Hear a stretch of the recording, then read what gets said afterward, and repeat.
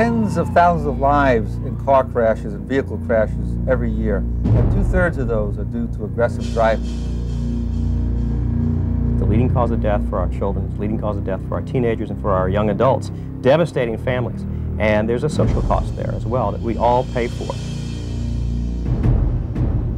4 times as many people are killed due to aggressive driving than due to driving under the influence of alcohol.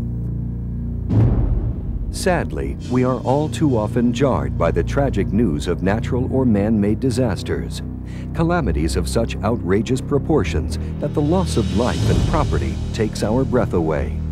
But what of the current epidemic, which is every bit as devastating? We're very concerned when someone assaults you with a knife or a gun. We take it very serious. If I assault you with a car, we tend to think it's just a traffic fine, and that's a misunderstanding that we're all paying for.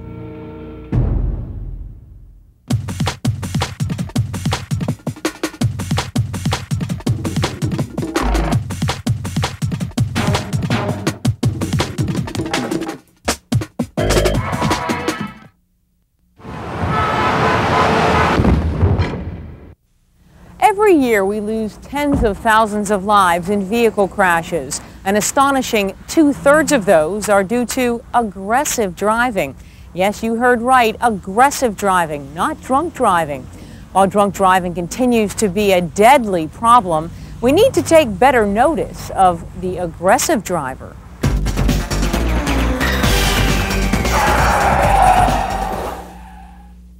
Aggressive driving is not following the rules, running red lights, and speeding. Not caring about the other person on the road. Honking, running on somebody's tail. No regard for the safety of other people on the road, such as cutting people off, such as going substantially over the speed limit and endangering the lives of your passengers as well as the people that are driving next to you. Who is right? They all are. There is no question that Americans know what is acceptable behavior on the roadways. Aggressive driving can be a killer, but we need to point out that it is very different than the dangerous behaviors known as road rage. Dr. Arnold Nuremberg is a nationally renowned clinical psychologist and one of the leading experts on the subject of aggressive driving.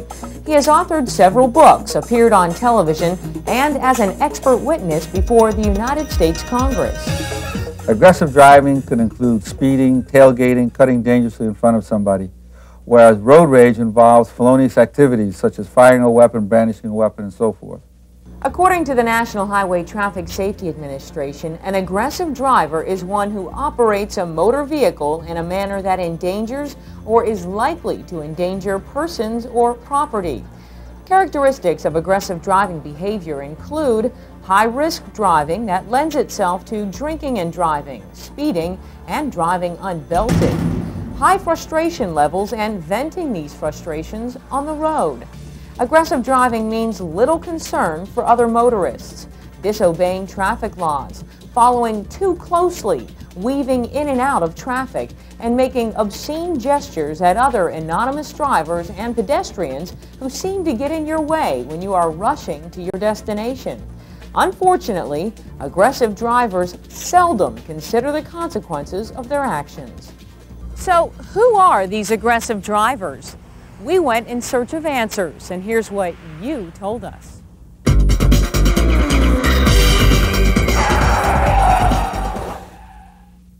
An executive who's had a really hard day at work and they're stuck in traffic, they're screaming, they're cursing. The moms taking their kids to school, cutting people off, hurrying up in the 15-mile-per-hour zones. The teenagers who just get their brand new sports cars and then they're speeding way over the limit just to impress their friends. You may have noticed there's one word missing from all of these descriptions. That word is me. Chances are, at one time or another, many of us have behaved like an aggressive driver. But is there really anything that warrants this type of behavior? Is being late for work, a meeting, taking your child to school, or any other daily routine worth losing it all? Most would say no. So why then do we drive aggressively?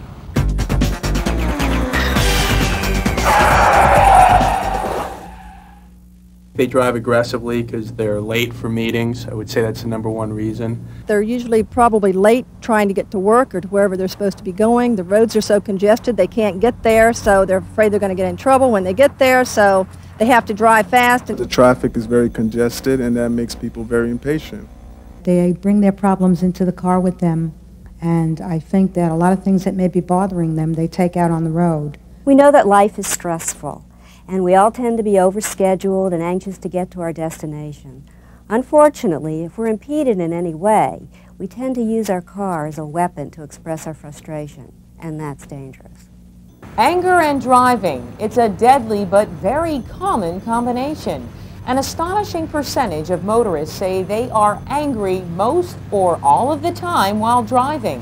These drivers attributed traffic congestion as their primary cause for irritation. Dr. Ricardo Martinez of the National Highway Traffic Safety Administration affirms that we are all transformed at one time or another.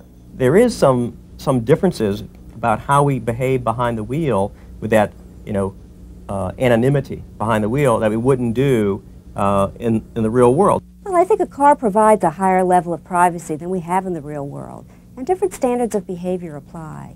In our car, like in our home, we tend to allow ourselves greater expression of feelings. And I think on the road it's easier to express aggression because we don't know the other person, and we don't think we'll have to experience the consequences of our actions. Unfortunately, this isn't always true. When was the last time you cut in front of someone standing in line at the bank? Ran ahead to get there before others? How about barking an expletive at someone or making threatening gestures face to face? These things tend to happen once behind the wheel. But there is an opportunity to change. It's a simple 3-step program. Acknowledge, witness, and modify. First, we must acknowledge that we have some problematic behavior in our driving patterns. Second, we witness ourselves engaging in this negative habit. Thirdly, we take steps to modify this aggressive behavior by developing new positive attitudes which help us create new positive driving behaviors. We make the connections between our attitudes and behaviors. We make the corrections and start experiencing positive results both on and off the road. As Americans spend more and more time on the roadways, violent behavior behind the wheel and disregard for traffic laws are of grave concern. We need to realize that this type of behavior has a domino effect. Many, many lives are touched. The cost is huge, and we all pay. We pay in our insurance premiums, we pay in our health care premiums, and we pay in our taxes because a lot of it is uncompensated care. The more seriously injured you are, the more likely that the public picks up the tab because the insurance bows out after a certain amount of money that's spent. Aggressive driving behavior is a killer, but the good news is we have options. We can change. Making our roadways safer begins with each and every one of us. It's our choice to make a commitment to change. It's a positive choice that begins to pay off the moment we acknowledge the problem and solution begins with each of us.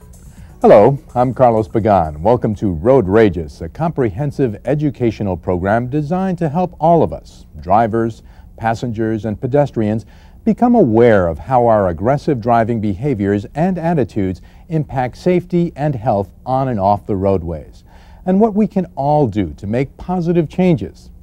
We'll be traveling together through 10 powerful modules, providing you with the tools to acknowledge the challenges of aggressive driving, to witness your own behaviors and attitudes so you can identify personal solutions, and to make modifications in those very driving behaviors and attitudes so that you are part of the community-wide solutions.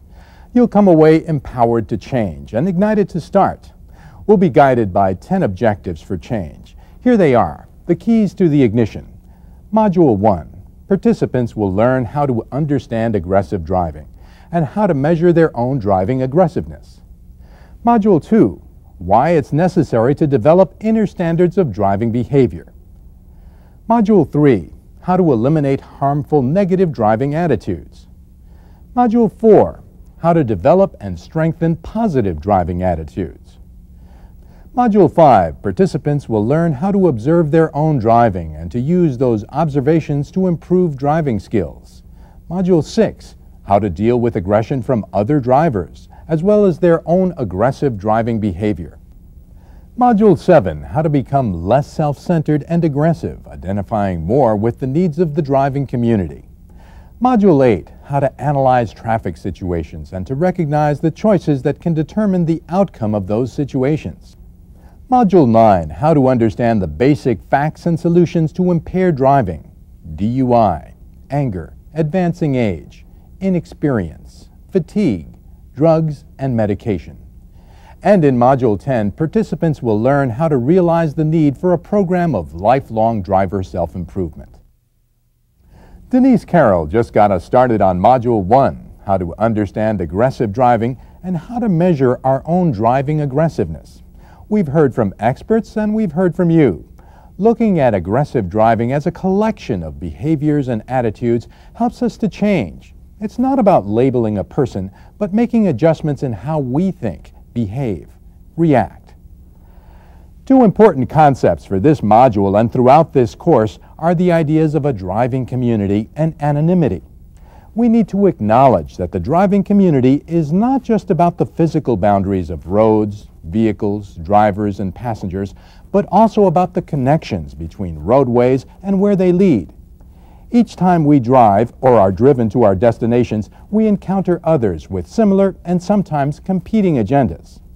As you'll learn, or be reminded about what you may already know, crashes and traffic violations affect more people than the particular drivers involved in those events. People who may be unknown to you by name, but directly related to you in the process of living your life. Co-workers, medical service providers, law enforcement officers, professional drivers responsible for delivering goods to every city, where we all pay for the delays at our local cash registers, and even children who may have no place to learn and play if a car crash impacts their neighborhood school. Surrounded by the barriers of steel and glass of our cars and distracted by our radios, CD players, and portable phones, it's easy to tune out other anonymous drivers as people and relate to them only as obstacles. Denise helped us put a face and a name on these aggressive drivers. They're all of us. We are all interdependent as members of the driving community.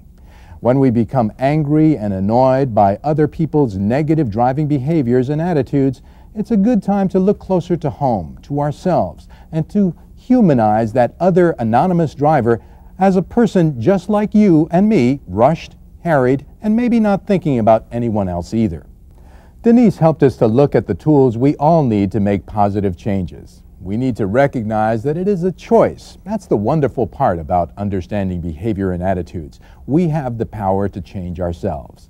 We may not be able to directly control or change immediate circumstances, situations, or other people's attitudes and behaviors, but we can immediately and directly control how we respond and react. And when we do make positive changes in our own reactions and attitudes, it often has a positive effect on those around us.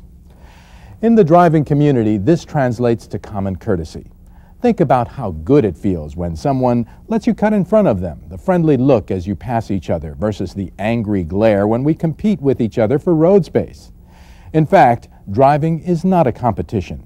It really is about interdependency, and it takes all of our cooperation and commitment to arrive safely, calm, and ready to be productive at our destinations, school, work, home. When it comes down to crashes and distracting traffic violations, there can be no winners on the road if there are losers. So let's review. We can begin to measure and understand aggressive driving behaviors and attitudes by learning how to acknowledge and witness our own. We humanize the driving community by witnessing ourselves as part of it and recognizing those other anonymous drivers are just like us. We make a commitment to modify our own driving behaviors and attitudes, choose to add courtesy to our commute when we're loading the coffee and cell phone into the car, and experience the positive results on and off the road. It takes effort, but it's very doable and immensely desirable. In our next module, we'll show you why. Acknowledge, witness, modify, and watch your safety multiply. Acknowledge, witness, modify. It's the way to drive. It's the way to drive.